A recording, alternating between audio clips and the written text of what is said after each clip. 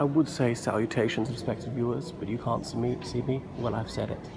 This is George from Ireland, and I'm in Christchurch Cathedral, Dublin. And this in front of me is a lectern. There's another one on the other side, as in the Bible is rested on it when people read aloud from it. There's a pedestal there, so the person reading is a little bit higher up, more visible, and more audible. And there's another one, much lower one over there. It seems like you'd read that from a sitting position, except it's too far from the seat. Anyhow, for some reason in the Anglican communion, lecterns are very often in the shape of an eagle. I suppose the wings provide a stand. Because the four Gospels, they each have an animal symbol: a cow, an eagle, a lion, and I can't remember the fourth one. Don't ask me which one is the eagle. There we are. So the Church of Ireland is part of the Anglican communion. The Church of England was set up, and then the Church of Ireland was set up as a carbon copy of it a few years later. Another thing about the Church of Ireland is, well, they took the 39 Articles of the Church of England and they simply substituted the word Ireland for England. And Article 10 says the Bishop of Rome hath no authority in this realm of Ireland, as in the Pope. So you see up here these stained glass windows. Well, a little bit too far away to see properly. It's not a huge cathedral, but it is a fine looking one, and it's in very good nick. So most people were illiterate in the Middle Ages, and these symbols help people understand the biblical tales. Up there you see Moses receiving the tablets of the law. Oh, and they've got carved into the backrest of these chairs. Is it a man with a staff or something like that? Or some animal? Anyhow, there are these well-tiled floors, symbols with a lion head motif. Anyway, so this was founded by Sitiruk, the Viking king of Dublin, I hope I pronounced his name correctly, in 1030.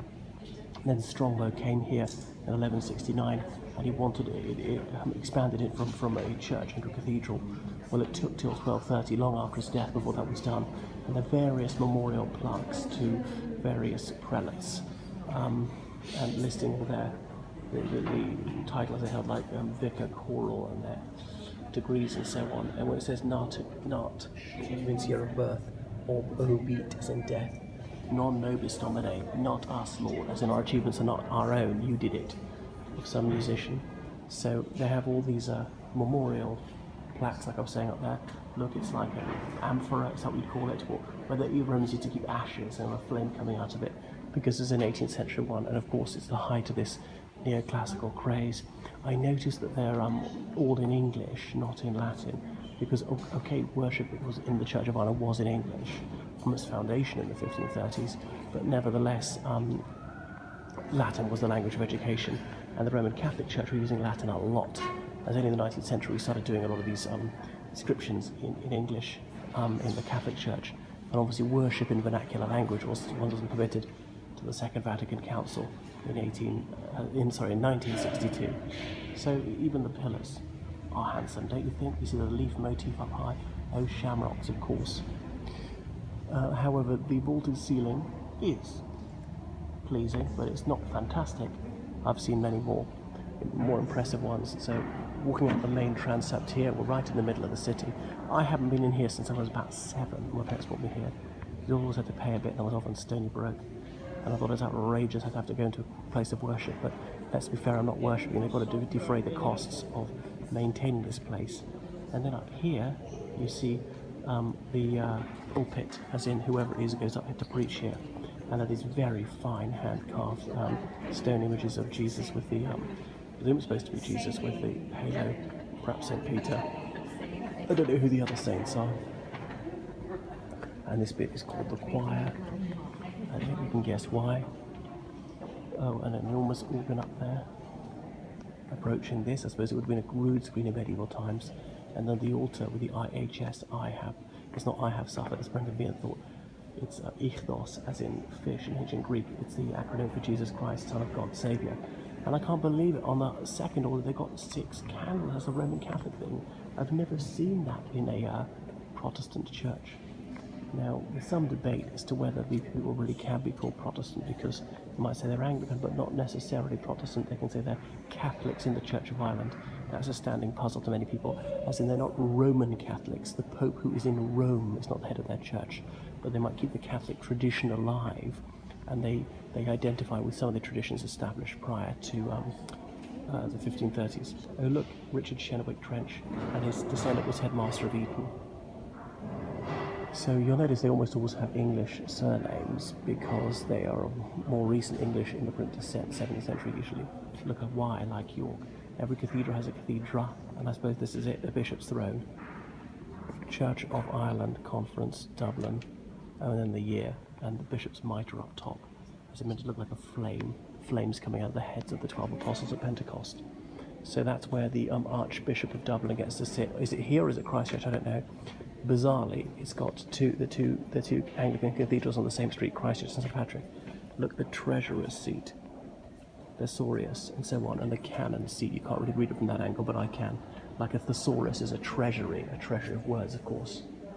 Okay.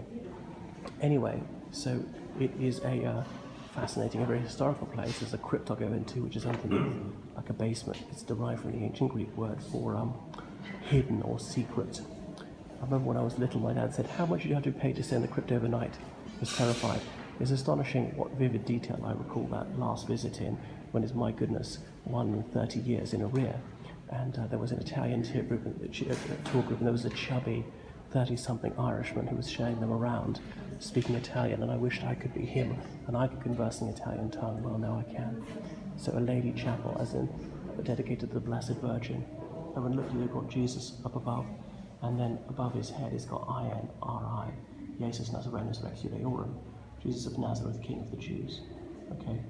And then below it's also got in Latin, De qui tolit peccatum, a God who takes away the sins of the world. Okay.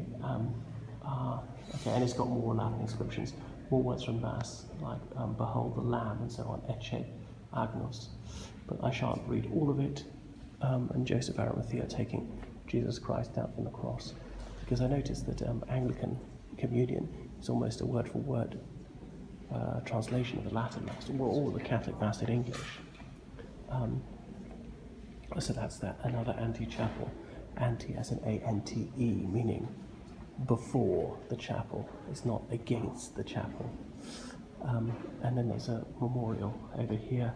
Perhaps is the tomb of the Earl of Kildare, the highest nobleman in Ireland. They're the first people to have the title Earl, later raised to the Duke of Leinster. There he is, in repose, with his family grieving around him, looking sorrowful, a mournful widow, an orphan, and all the rest of it.